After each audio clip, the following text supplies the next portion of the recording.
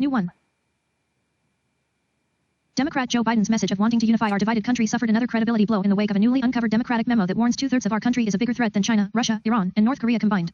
A report prepared especially for the, potentially, incoming Biden administration from the Secular Democrats of America (POC) provides guidance to boldly restore a vision of constitutional secularism and respect in the land for religious and intellectual pluralism.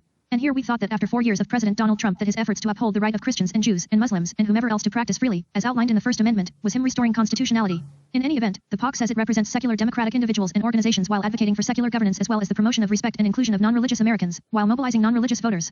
Again, that same First Amendment guaranteeing Americans the right to worship freely also lacks a provision that mandates a religious society or the practice of a certain religion. So if there can be no forcing of religion on Americans, why does this group think it can force secularism on all of us?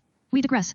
Just the news reports that the proposal was formally presented to the Biden team by Democratic Representatives Jamie Raskin and Jared Huffman, co-chairman of the Congressional Free Thought Caucus. It was also endorsed by Democratic Representative Jerry M.C. Nerney. We've offered the new administration a roadmap to restore our basic constitutional values and protect science, reason, and public health in American government, Raskin and Huffman said in a joint statement. Related, why rioters will eventually turn their rage on Christianity if not stopped. The outlet notes further, the proposal calls for Biden's team to work with Congress and governors to advance a secular agenda at all levels of government, taking into account the current makeup of the federal courts and new, unfavorable precedents that your administration will have to contend with. In the document, the group argues that Trump has empowered the religious right in ways no other administration has before, making significant advances in enacting their Christian nationalist agenda. The proposal outlines recommendations for reversing certain policies and proactively implementing new rules that would restore secularism to federal governance and disentangle entrenched religious interests from federal policy. Again, what is inherently wrong with Trump empowering people of faith within his administration? Understand that this proposal would not have been given to Team Biden unless these three lawmakers had a problem with the empowerment of religious persons within the Trump White House, none of whom were pushing to mandate Christianity across the country. Only people who do not believe in any religion are suitable for government, according to this POC.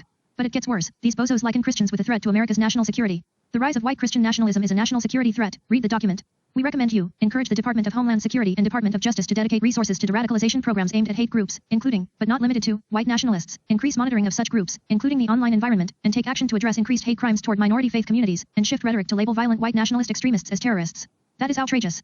If there are any threats to America's national security that emanate from within the country, they are coming from the insane left, Antifa, Black Lives Matter, and burgeoning anarchist organizations on both the left and right. But you can see what this is really about.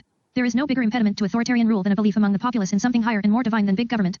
And what better way to destroy the fundamental right to not only believe in a higher authority but to worship that higher authority than to declare those who do to be our most dangerous threat? The Marxist democratic left hates America as it was founded, period. This is just another modicum of proof. Image.